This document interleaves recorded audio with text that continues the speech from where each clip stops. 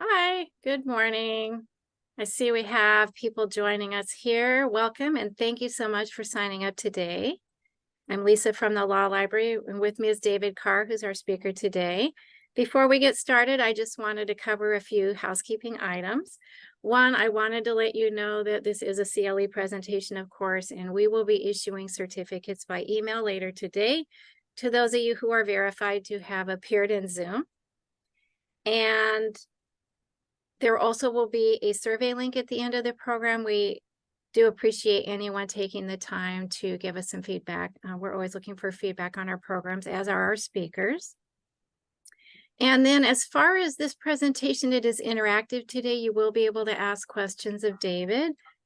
The way to do that, hopefully we're all familiar with Zoom by now, but what we would like for you to do is use the Q&A function. I know there's one that says chat. That is actually meant just for the panelists. And so if you could use Q&A, you can just post questions in writing there that you have as you go along. And you can also do so anonymously using the Q&A function. And you'll see that it should be near the bottom of your screen. It looks like two speech bubbles. So you just click on that. You can choose to use your name or not, and then post your question. We'll try to get to as many as we can at the end of the program. I think that's about everything I wanted to say. We are going to be having plenty more CLE later this month and also in January.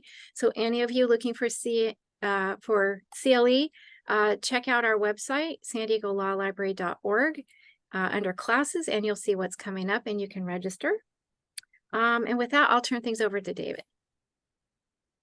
Thank you, Lisa. I appreciate the introduction. Today we're going to talk about everybody's favorite topic, client trust accounts, at least everyone's favorite topic since the advent of CTAP. So let me see if I can successfully share my screen. And we have a nice little PowerPoint presentation to accompany the show. Hold on a second. There we go. There's my cursor. Let's start that.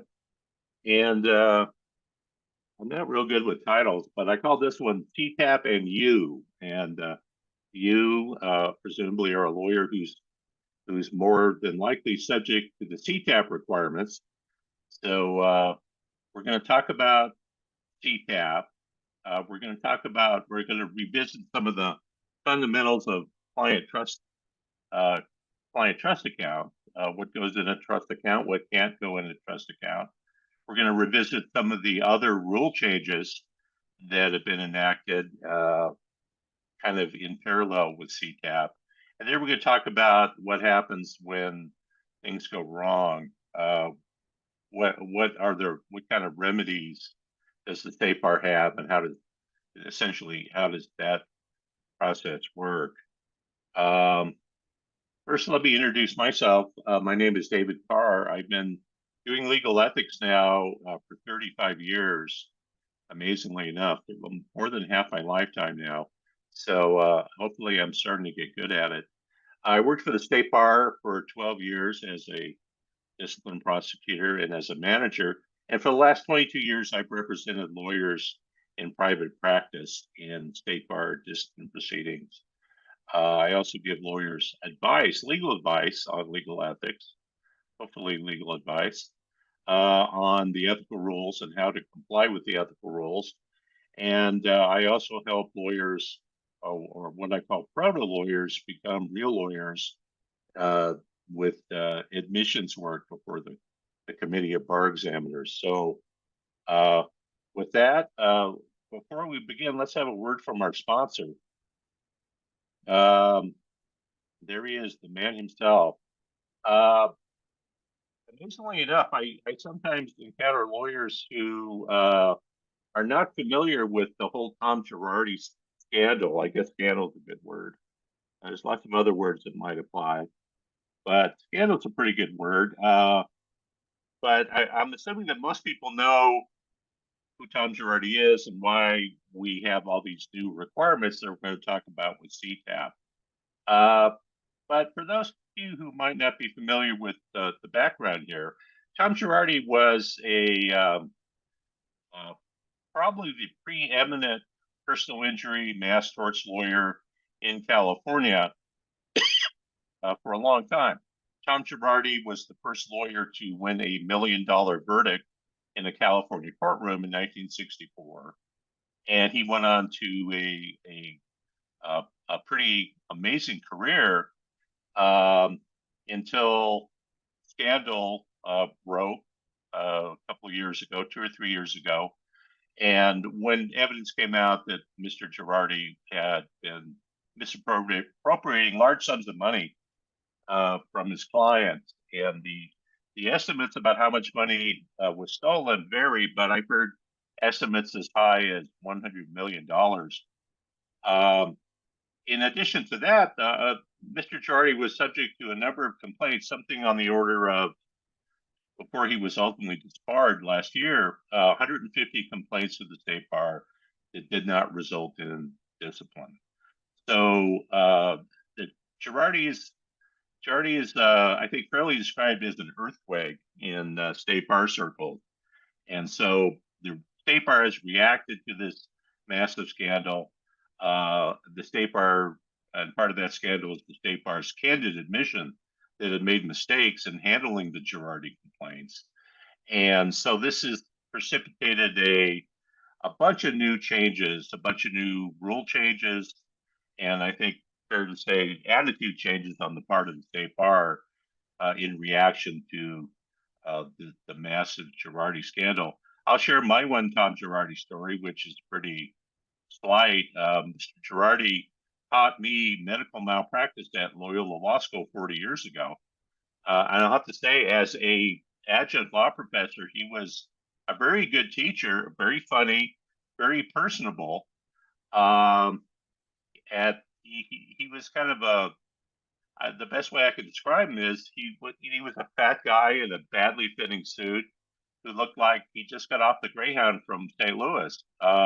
He was not the Hollywood Beverly Hills Tom Gerardi of later years, and a much different person 40 years ago, I suspect, than the person who ultimately was responsible for so much chaos.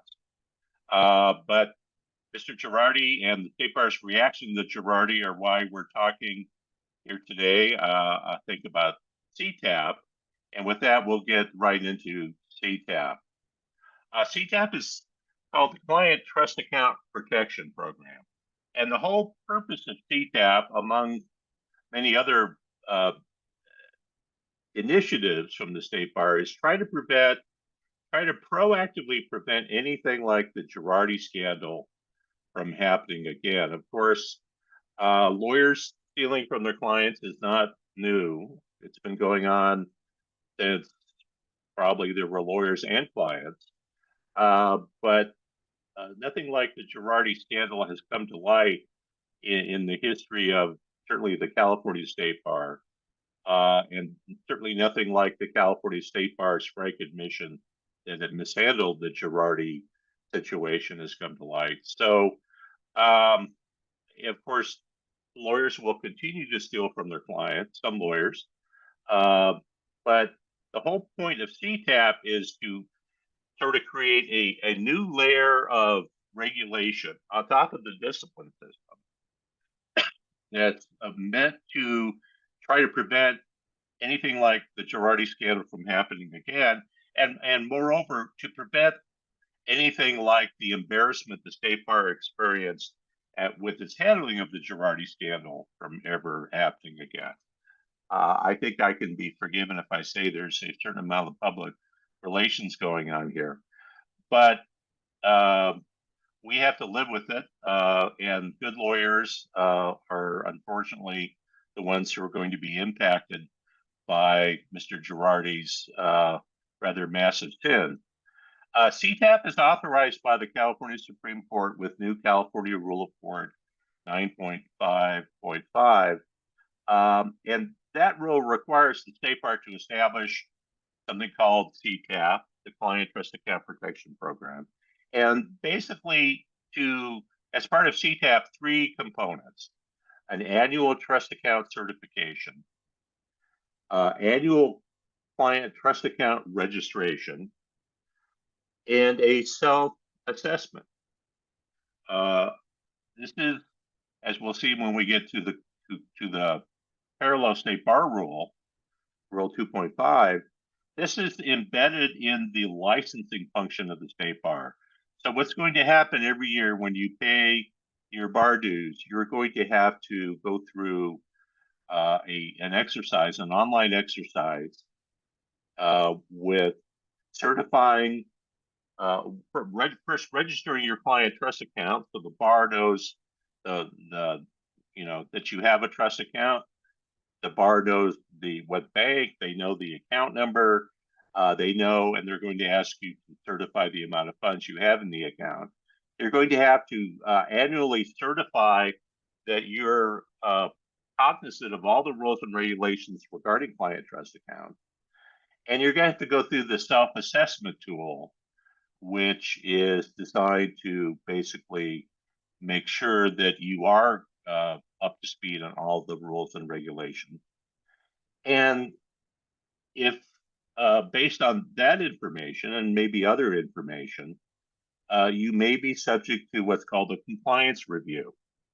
If selected by the state bar, a licensee must complete and submit to the state bar a compliance review, and that will require the lawyer to hire a certified public accountant at their expense to go through the client trust account and certify to the state bar that all the correct client trust account roles are being observed, all the various records that are required are in existence, and potentially based on the results of that compliance audit, there may be other actions, which would include something called an investigative audit, a mandatory notice of mandatory corrective action, whatever that means. We don't really know what that means.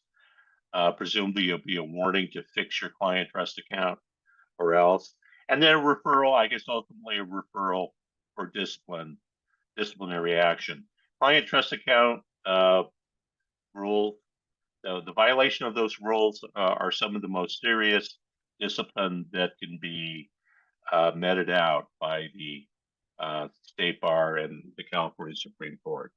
So the rules on the level of discipline for client trust account problems is relatively harsh. 9.5.5 is kind of the enabling rule that allows the state bar to create its own rules to administer CTAP. The parallel rule is new state bar rule 2.5. As I said, this is embedded in the licensing function of the state bar. There are at least 3 sets of state bar rules in existence. Most people are familiar with the rules of professional conduct, and we'll talk about those a little bit. There's also something called the rules of procedure of the state bar, which are essentially the procedural rules for the discipline system. And fewer people, thank goodness, are familiar with that set of rules. But deep down underneath, there's a third set of rules that are called just the state bar rule. And these are the various administrative rules for parts of the state bar. There's a set of rules for the Committee of Bar Examiners, for instance. There's a set of rules for law corporations.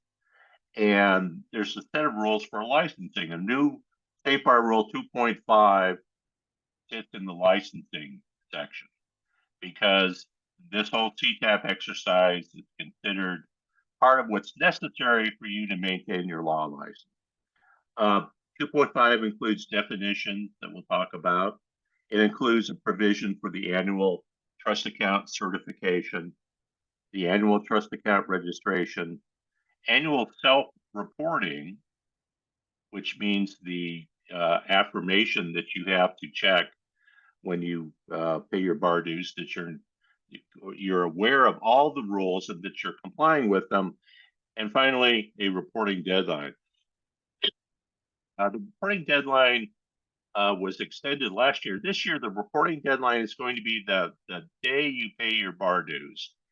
And for everybody, the ultimate deadline for doing that is going to be January 31. If you don't pay your bar dues by January 31, bad things happen. Not paying your bar dues, of course, leads to an administrative suspension. Not complying with CTAP leads to an administrative suspension as well. And the key to that is that an administrative suspension is not a disciplinary suspension, even though the effect is the same. An administrative suspension means you can't practice law, but you don't have any of the extensive due process protection, relatively extensive, that exist in the state bar rules of procedure. It is something that happens automatically. It can happen because you don't pay your bar dues. It can happen because you don't comply with MCLE requirements. Now it can happen if you don't comply with CTAP. The basic definitions in Rule 2.5 are definitions of licensee. We are no longer members of the State Bar of California. So that's old terminology that dates from the era when the State Bar of California was something like a bar association. It really has not been a bar association for many years, although people still sometimes use the terminology bar association. Bar association sort of implies that this is a voluntary gathering of people that have come together for a common purpose. But really, the State Bar has not been a true bar association for probably over the 35 years I've been doing legal ethics. It certainly has not been. The State Bar is a government law enforcement consumer protection agency. And that is something that's important for lawyers to understand. They're not your friends. They very much have a law enforcement mentality, and they exist basically to keep lawyers in line. So even now, all these years later, I still occasionally hear lawyers complain, well, the State Bar doesn't do anything for me. Well, it doesn't do anything for you. The California Lawyers Association, which is the spin-off organization, might do something for you. The State Bar basically exists to do things to you. And that's something that lawyers need to understand. When they deal with the State Bar, they're not dealing with a bar association or a group of friends. Other definitions in 2.5 are definitions of an account. That can be either an IOLTA account or a other interest-bearing account. And there's also a definition of the annual self-assessment. It's a survey about client trust accounting duties and practices, includes, but not limited to, questions and affirmations. You have to respond positively regarding your trust account record keeping and the record keeping standards adopted by the board under Rule 1.15E. And it also helpfully includes the fact that a law firm also includes the law department of a corporation or a governmental entity, but those firms typically don't have client trust accounts.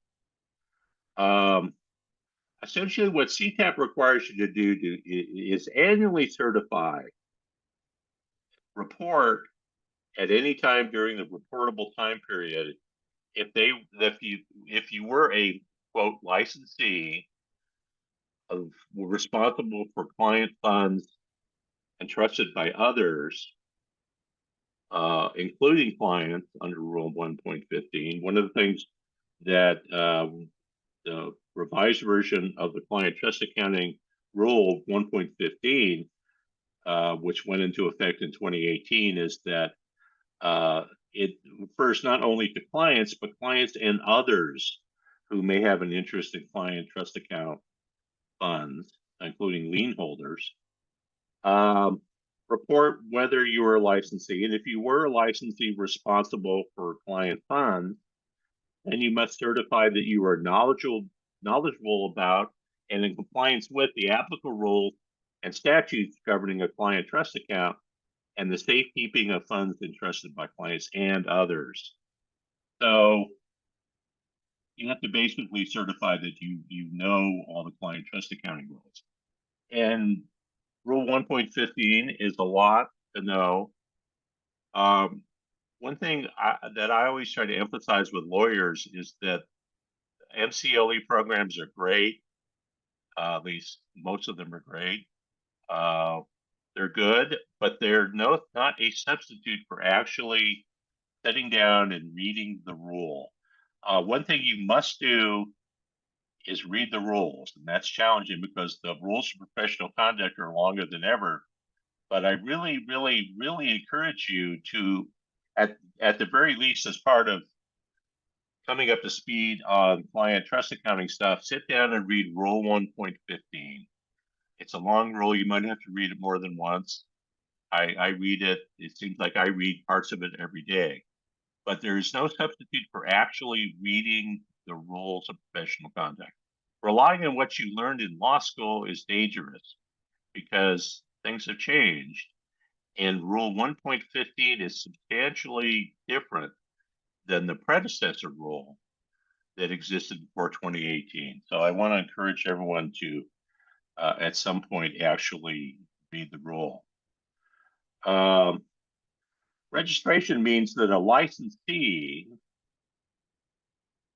a lawyer, or one of the individuals who's not a California lawyer, but who might be practicing in California under some of the safe harbor provisions in the rules, in the California Rules of Conduct, must register each and every client trust account which the licensee held during the reporting period, identify the account numbers, identify the financial institution, and basically you'll be considered in compliance if your firm submits account registration information on behalf of you or one or more licensees affiliated with the firm that identifies the licensee. In other words, your law firm, obviously solo practitioners, small firm lawyers may have more direct reporting requirements. But if you work for a law firm, that law firm can submit CTAP information on your behalf if you meet the definition of licensee. Now that definition has been amended. One of the charming things about CTAP was that it was put together in a big hurry, and essentially it is something that they are inventing as they go along. So this year, as part of the continuing reinvention of CTAP, we have a more expansive definition of licensee than we had before. A licensee is responsible for client funds entrusted by others if that licensee is a signatory on a trust account or was otherwise responsible for complying with any of the requirements or prohibitions in Rule 1.15 of the Rules of Professional Conduct. And that's not limited to the banking and record keeping requirement. Even associates who have no direct role in maintaining the client trust account may have responsibilities under Rule 1.15. For instance, the parts of Rule 1.15 that we'll talk about that required to give notice to the client of the receipt of settlement funds or potentially notice to people other than clients, such as lien holders, that settlement funds have been received. Again, a law firm can submit CTAP information for you, but it's important for people that aren't directly responsible for the client trust account to be sure that the law firm is correctly submitting the necessary client trust account information on their behalf, because there are consequences. If the safe harbor thinks that you're subject to CTAP and they don't have a CTAP affirmation from you, there are bad consequences. There's also a more expansive definition of client trust account. The definition now includes not only an IOLTA account, interest on lawyer trust account, but also a special trust account where the interest is paid to the client. There are two types of trust account, and we'll revisit this in a few minutes when we talk about client trust accounting basic. There are IOLTA accounts where the interest is paid to the state bar, But under this B&P code section 6211, there are also client trust accounts that are for funds that are not nominal in amount and on deposit for a longer period of time. An example would be in a marital dissolution practice. If the family residence gets sold and generates a sum of money that is going to be held pending the ultimate division of the property, sometimes to equalize the property division, that sum of money is something that is not nominal in amount and it's probably going to be on deposit for a longer period of time. That sum of money should not go into an IOLTA account, but should go into a custom client trust account where the interest is ultimately paid to the client. Sometimes this is a distinction that isn't appreciated. Again, the CTAP reporting deadline is going to be January 31, when your licensing fees are due. And if at any time during the compliance period, which is going to be the calendar year before the compliance date, you must report if you met that definition of a responsible person at any time during the reporting period. And you must also report if you did not manage client funds during the reporting period. When you fill out the CTAP screen, it says kind of a yes or no question. You say, yes, I did manage funds, or no, I did not manage funds. So it's something that can't be left ambiguous. What happens if you don't comply with CTAP? In other words, if you're subject to CTAP and you don't fill out the mandatory registration, the mandatory certification, and the self-assessment, first off, you'll get a notice of non-compliance. And if you then fail to complete CTAP, you will be administrative enrolled as inactive, and you will lose your entitlement to practice law. And this is something that's done without the due process. Again, the due process that exists in the disciplinary context does not exist in this administrative context. Again, it's like not paying your bar dues, not fulfilling your MCLE requirements. It will result in an inactive enrollment, and you will not be able to practice law. And if you do practice law while you are inactively enrolled, it's kind of a nice euphemism, there could be serious consequences because you will be essentially engaged in the unauthorized practice of law. Finally, if there's the ability, the bar can assess certain fees for failure to comply with CTAP.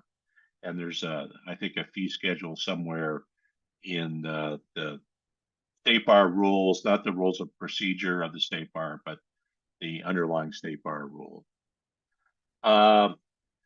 There's a lot of nuances to CTAP, far more than we can talk about in this presentation. I recommend taking a look at the CTAP FAQs. Here's the URL, and you can find those easily if you go on the State Bar website, calbar.ca.gov. And they will, if you do a search, you'll come up with the FAQs. And those can be helpful in trying to understand how CTAP works. So that is CTAP. And again, it's an extra layer of protection, if you will, on top of the discipline system to proactively prevent client trust account misconduct. And unfortunately, if you have a client trust account, it's something that you're going to have to live with. Okay. Because you're going to have to certify that you are knowledgeable about client trust account rules, statutes, we're going to run through a very quick refresher on fundamentals of handling client funds. I probably should have said client funds and funds for others, because this also could involve funds that you're holding pursuant to a lien, or funds that you may be holding if you agree to act as an escrow agent. I represented a client in a trial a couple years ago who very unwisely agreed to act as an escrow agent on behalf of two parties.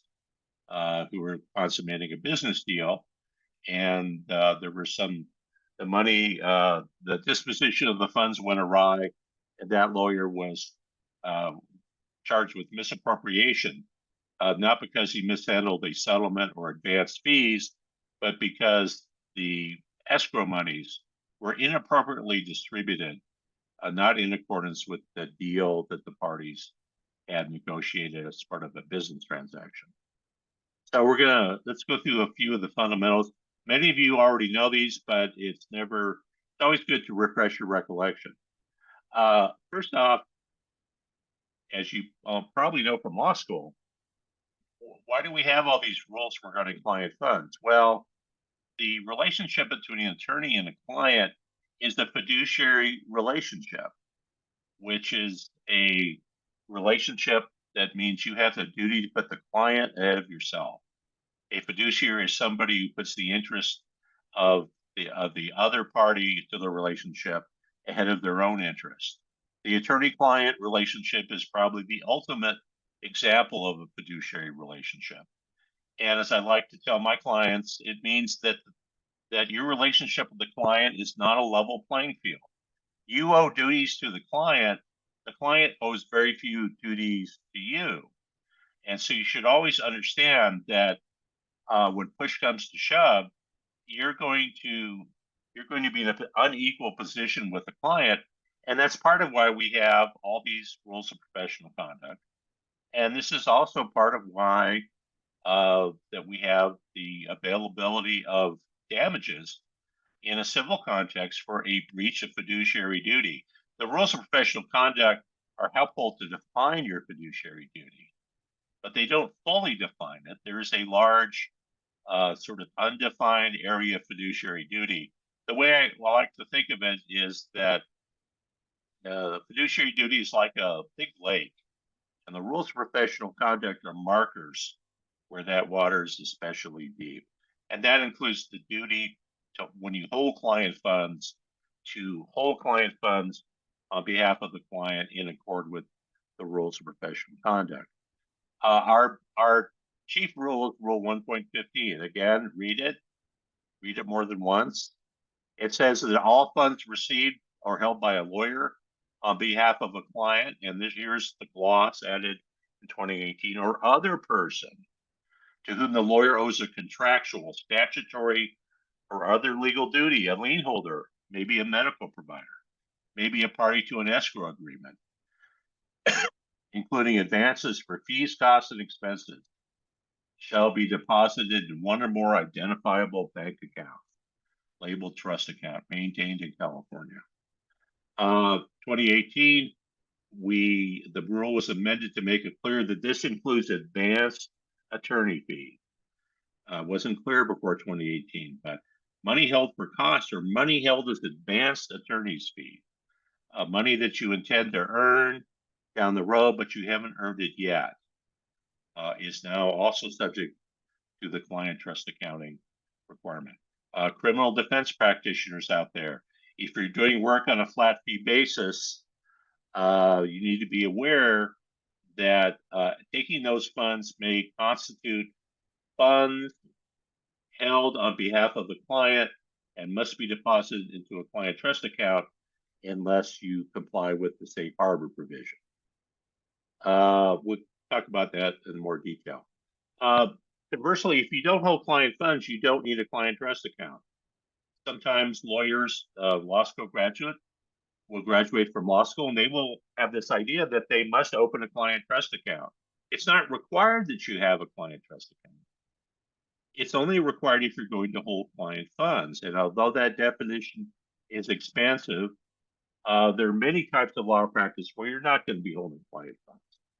So before young lawyers, before you rush out there to your local bank and try to open a client trust account, ask yourself, am I going to be holding client funds? Do I need to open a client trust account? Do I need to assume all these extensive record keeping duties? Or is it something that the nature of my practice does not require? There are restrictions on where you can have a client trust account. This is in 6212. There are approved depositories for IOLTA funds. Remember, these are funds where the state interest is paid to the state bar. So part of the registration requirement, which existed independently of CTAP, was to tell the state bar where you were holding client funds subject to the IOLTA rule. There's a list of banks and financial institutions where you can hold an IOLTA account. Credit unions you cannot. Brokerage houses you cannot, and you can't hold out-of-state banks. This is the factored multi-jurisdictional practice. In California, if you're a California lawyer in California servicing California clients, the bank account must be, quote, in California. And sometimes that's hard to discern now that we have national banks. In some ways, this may be kind of a hangover from an earlier era where geography was destiny. What do you call the account? Well, you've got to call it a trust account or words of similar import. I've seen all kinds of weird designations for trust accounts, but believe me, the safest thing to call it is just a client trust account. And there's no mistaking what that is. Part of the reason you have to segregate funds is to make sure that funds you hold for your clients are not subject to levy by your creditors. So call it a client trust account. Don't invent some fancy name. Call it a client trust account. Most people know what that means, and you're not going to run into a problem by calling it something more esoteric. Again, 6211 is the touchstone for IOLTA accounts versus non-IOLTA accounts. And it basically establishes IOLTA accounts for funds that are nominal in amount or on deposit for a short term. And there's actually a formula that can be used to figure that out that appears in the State Bar's Client Trust Accounting Handbook. But there's nothing in the IOLTA statute that prevents you from opening an interest-bearing account for funds that don't qualify as IOLTA funds. Large funds, large amounts of money, they're on deposit for a longer period of time. Where your fiduciary duty means you need to pay the interest to the client. Again, IOLTA accounts must be kept in the jurisdiction in California or in the jurisdiction where the client has a substantial interest. In Nevada, for instance, client trust account must be maintained in the state where the lawyer's office is located. Now, this creates questions with multi-jurisdictional practice. I live in New Mexico. My office, such as it is in New Mexico. But my clients are in California, and all of my work is in California. I think I need a client trust account located in California. So this is something that if you're in a different state and you're practicing law remotely, in addition to all the other, the word morass comes to mind. And in addition to the morass of multi-jurisdictional practice rules, this is one more that you have to consider. If I'm in Wyoming and I'm practicing California law, do I have to maintain a California client trust account? And it's going to depend where your clients are. Okay, what must be put into a client trust account? Well, as I've said, effective 2018, unearned advanced fees must be put into a client trust account. The former rule did not explicitly require that, but now unearned advanced fees as well as advances for cause must be placed in the client trust account and maintained in that account until they're earned. Okay, defense lawyers, I gave you a heads up. Now I'm going to talk about the safe harbor exception of 1.15b. Flat fees were all the rage a few years ago. I guess the mania for flat fees is not subsided. Flat fees have advantages, but the chief advantage being that everyone knows, the client knows what they're going to pay. The lawyer knows what they're going to earn, and there's, it unfortunately does not absolve the lawyer of the necessarily of the responsibility to keep timekeeping records. Even a flat fee, a prudent lawyer will keep timekeeping records, even in a flat fee situation, or even in a contingent fee situation, because the lawyer may at some point need to justify that fee or establish that the fee is earned. Legal fees must be earned. They're not yours until they're earned. The old idea that flat fees were earned on receipt before you did the work, 1.15b pretty much answers that question. No, a flat fee is not earned on receipt. A flat fee must be put into a client trust account unless you have the magic language, the safe harbor language of 1.15b. Which requires you to disclose to the client that the client has a right to have it kept in a trust account, and that if the flat fee is not earned, in other words, if all the legal services attached to the flat fee are not performed, the client may be entitled to a refund of some part of the flat fee. The flat fee is not earned until all the legal services that are to be done in return for the flat fee have been accomplished. There's a real issue though. How do you calculate the amount of the refund? But that's kind of a different issue that's not really answered by the rules. Flat fees, like any other kind of fee, must be earned by doing work. The only exception is the true retainer exception, which is the problem child of the law. We don't have time to get into true retainers. But again, if you're going to take a flat fee, you can put it in the operating account if you comply with Rule 1.15b. Settlement funds must go into a client trust account. Settlement funds, which under 1.15c, this is largely concerned with contingent fee work, funds belonging in part to a client and in part presently or potentially to the lawyer or law firm. Those must go into a client trust account until the question of whose interest is fixed. What amount does the client get? What amount belongs to the lawyer? Typically, contingent fee arrangements, you have provisions to deduct costs, and you may have liens that affect the amount that the client will receive. Advanced settlement funds generally must go into a client trust account. Now, there are situations where the settlement funds are paid directly to the client by the settling defendant or other party.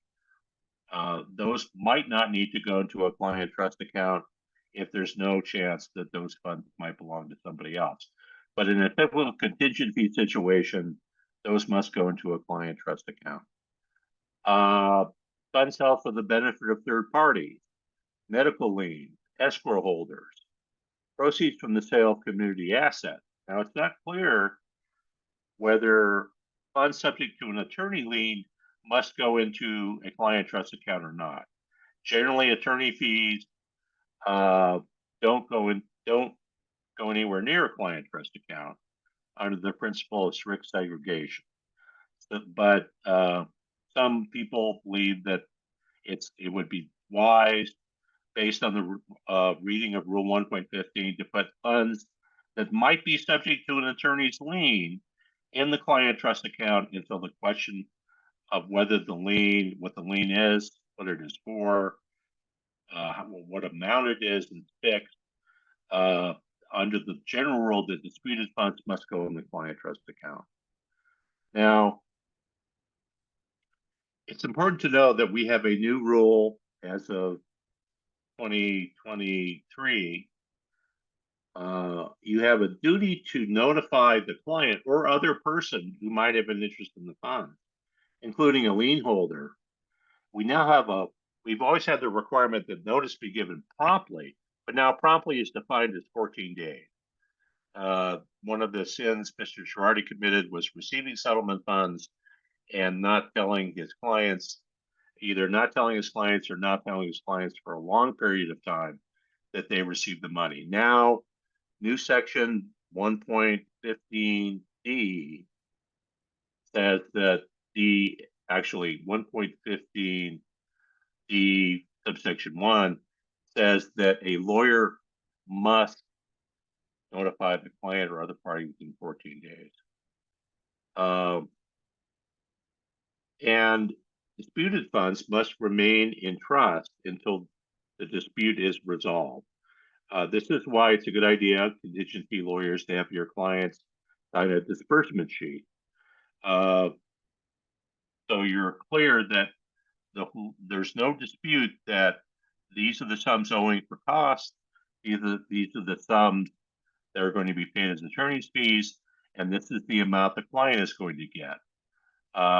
Disbursement sheets are not required, but they're a very prudent practice. Now, if funds are disputed, let's say the client disputes funds payable to a medical provider, those funds must be maintained in trust, and the attorney must take positive action to resolve that dispute before the funds are distributed, if necessary by an interpleader action. Not only you can't say the funds are in dispute, I can't distribute them from trust, and then just leave the funds in there for an indefinite period of time. You must take positive steps to resolve whatever the dispute is.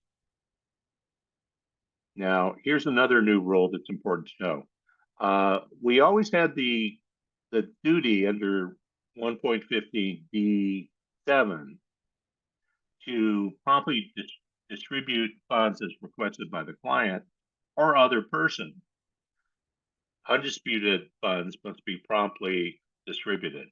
Now we have new 1.15F says that we have a 45-day limit. Funds received must be distributed within 45 days unless good cause exists to hold them, or there is a written a writing by the client that allows the lawyer to keep the funds there for a longer period of time. This is applicable to advanced fees. Advanced unearned fees might be on deposit a lot longer than 45 days, but presumably that's something that's going to be provided for in the attorney's retainer agreement. But then if you're holding client funds as advanced fees to be earned later, it's a really good idea to at least periodically account for those funds and get the client's written okay to continue to hold them. What does undisputed funds or property mean? Well, we have a rule, and I realize there's some asterisks here. When you read the rules of professional conduct, as I know you will or have, anything with an asterisk is a defined term. So you know that when you see no's, lawyer, law firm, those are things that have a definition under the first rule in the rules of professional conduct, rule 1.0.1. When it's undisputed if the lawyer knows or reasonably should know that the ownership interest of the client or other person has become fixed and there are no unresolved disputes. Okay. This is a little bit of a sideline, but you can include in your fee agreement a provision that allows you to endorse a settlement agreement. You may not unreasonably refuse to endorse a settlement draft, but there's a slight wrinkle on that. The Feldstadt case, where a lawyer's refusal to endorse the draft was not unreasonable, where the attorney had a lien and agreed to hold disputed funds in trust. So you can't hold the client settlement hostage by refusing to sign a draft. What may never be placed or maintained in the trust account. And there's Grumpy Cat. You may remember him from a few years ago. A cat with an attitude. No, you may not put these in the trust account. Your own funds may never be kept in the trust account. Never kept in the trust account, except a nominal amount for bank charges, a small amount Earned fees must be taken out of the trust account at their earliest reasonable time. The practice many lawyers have followed of leaving a pad of money in the trust account. You cannot do that. You must withdraw your fees at the earliest reasonable time.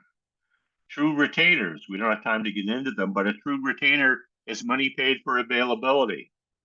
It does not, it's earned that this is the one kind of fee that is earned on receipt.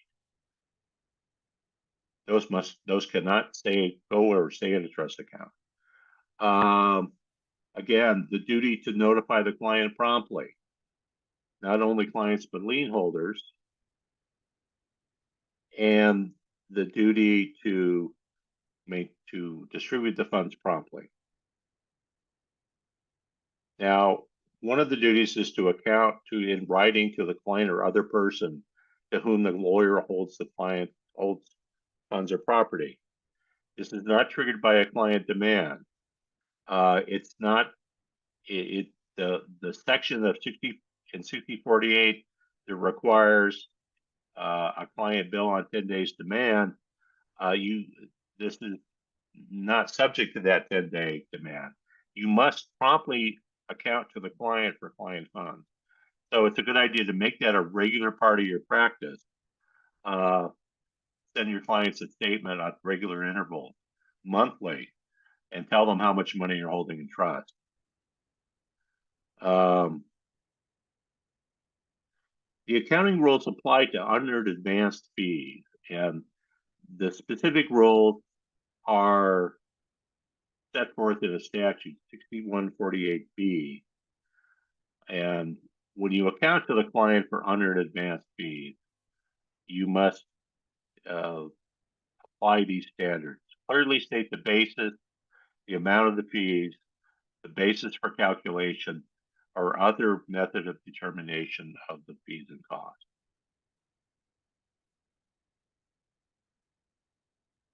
We're running a little short on time, and I do want to try to answer some questions. So we'll wrap this up with a discussion of record keeping. There are three types of client trust account sins. First off is misappropriation, taking client money. That can be intentional misappropriation, which is stealing, or it can be negligent misappropriation. And oftentimes funds are negligently misappropriated because proper records aren't kept.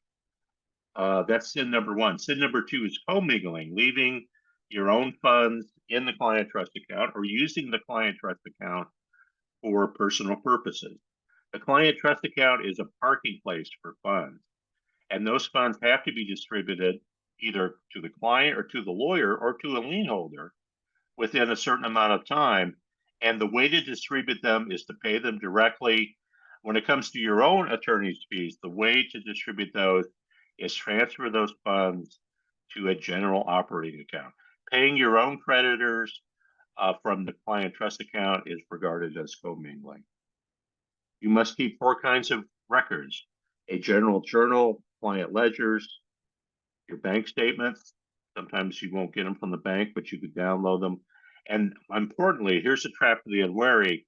You must reconcile your client trust account every month when you get your bank statement to catch mathematical mistakes, and keep a written record of that reconciliation. If you have a client trust account, here's some additional reading. Unfortunately, I have to recommend to you. You must obtain the State Bar's Client Trust Account Handbook. This is literally the Bible on maintaining your client trust account. It contains all the forms you need, and it is the book written by the prosecutors themselves. It's a lot of material, but it is literally chapter and verse on maintaining your client trust account. Available at calbar.ca.gov, or email me and I'll be happy to send you a copy of it. Absolutely essential. You read it, your bookkeeper reads it, anybody who has responsibility for maintaining the client trust account should read it. Unfortunately, we kind of run out of time for client trust account misconduct. So this may be of more interest to practitioners than most lawyers. The upshot is that I'll just quote one standard. Actually, I'll go back to 2.1. Intentional misappropriation of client trust account funds, client funds, or lien holder funds. Disbarment is the presumed sanction for intentional or dishonest misappropriation. If it's a negligent misappropriation, actual suspension is the presumed sanction, and the case law suggests a 2-year suspension. So I think we'll quit there, and we'll try to answer some questions in the few minutes we have left. All right, David, we already have a question that was submitted by Joni. She is asking, does the State Bar provide some resource to answer questions that lawyers have about trust accounts when the lawyers are in doubt? Well, there are 2 resources that you can go to, and one of them is the Client Trust Accounting Handbook that I've referred to. That is, again, the authoritative source for how to maintain a client trust account. The second source on CTAP questions would be the CTAP FAQs, which appear on the State Bar website. And they're relatively long, and sometimes they won't give you a full answer. The State Bar has recently instituted a whole series of seminars on client trust accounting. I took the seminar at the TLA meeting in September, and it is an excellent seminar. So if you see a State Bar sponsored MCLE program on client trust accounts, that's another really good source in terms of going through a lot of the basic information we talked about today. Finally, there's the State Bar Ethics Hotline. Now, the Ethics Hotline is a research service. It's not a substitute for legal advice. The hotline is manned by not lawyers, but paralegals, and they're not supposed to give you legal advice. You would not want to form an attorney-client relationship with the State Bar. They're not supposed to form one by giving you advice. So if they should give you bad advice, you wouldn't be able to sue them. But the State Bar Ethics Hotline can be a very valuable resource for basic research. They're not supposed to give you an answer. The way I put it is, they're not supposed to. They will give you a map, but they won't drive you there.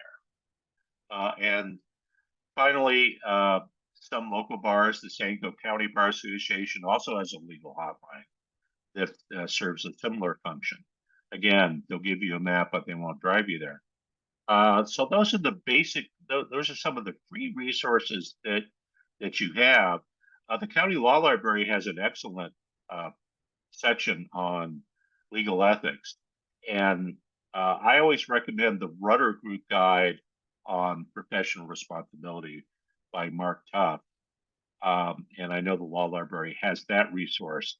That is the single, I think, best treatise for the practitioner out there. The 2-volume purple book set is really very authoritative, very well written, and that's a good general resource for ethics questions. Yes, we do definitely have that resource in the library. Yes, it's excellent.